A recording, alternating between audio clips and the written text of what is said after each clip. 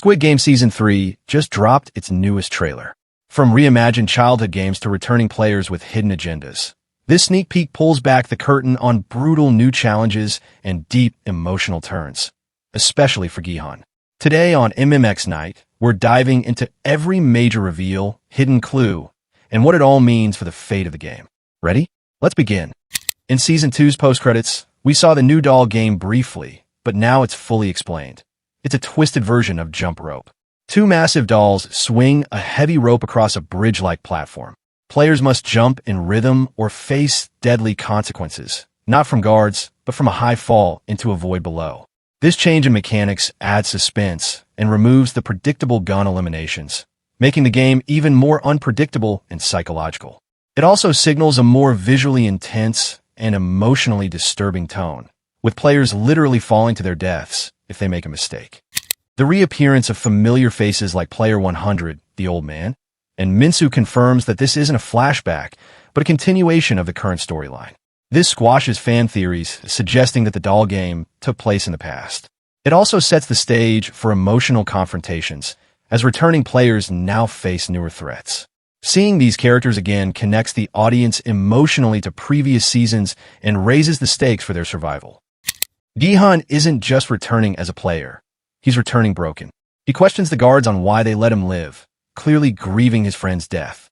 One haunting scene shows him holding a gun to his face, suggesting suicidal thoughts.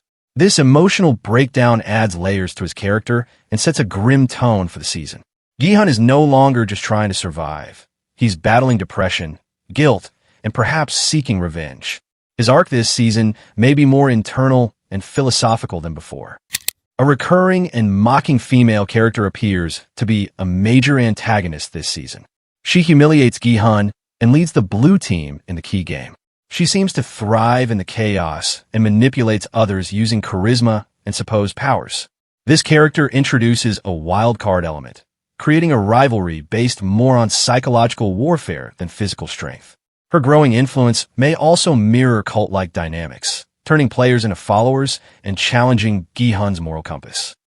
This new game introduces two opposing teams, red hunters and blue runners. The blue team must navigate a deadly maze using keys to unlock doors, while the red team hunts them with knives. The maze is booby-trapped, making each wrong turn potentially fatal. This setup blends survival horror with strategy and group dynamics. It forces players to decide whether to ally with others or betray them, amplifying the show's core theme. How far will you go to survive? The female antagonist, seen praying and claiming she can choose the right doors, represents blind faith or perhaps a manipulative cult leader. But the trailer later shows her frantically pounding on a door, indicating her methods fail. This could be a symbolic fall from grace, highlighting one of the show's major themes. In a world governed by brutal logic and survival, faith, especially false or performative faith, offers no protection. Her breakdown could mirror how power structures crumble under pressure. Guhan is revealed to be on the red team, the hunters, armed with a knife. Interestingly, the frontman is shown closely watching him, indicating Guhan is under surveillance, perhaps as an experiment or a threat to the system.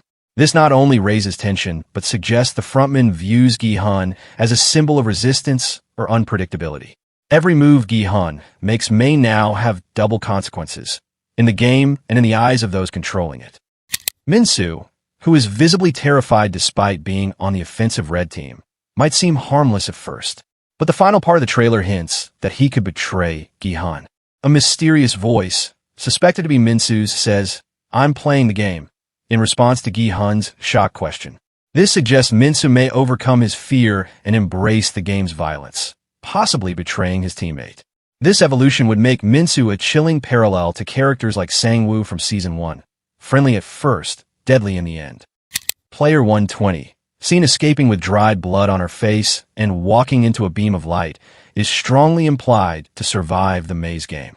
She fights off Player 226, linked to a pro-violence ideology, and appears physically and emotionally drained but victorious. This moment is a visual metaphor for triumph over chaos and brutality. If she becomes a finalist, her character could represent resilience and strategy in contrast to raw violence and manipulation. An older female player is shown letting her hair down. Seemingly a simple act, but it hints at something sinister. Season 2 revealed she hides a blade in her hair tie. Now, she prepares to use it. Since she's on the opposite team from her son, this hints at a devastating mother versus son confrontation. Her only way to win is through deception and a surprise attack. This subplot reinforces the show's cruelest message. In the Squid Game, even love is a weapon. And there you have it. Season 3 is turning the Squid Game into something even deadlier. Twists, betrayals, and no second chances.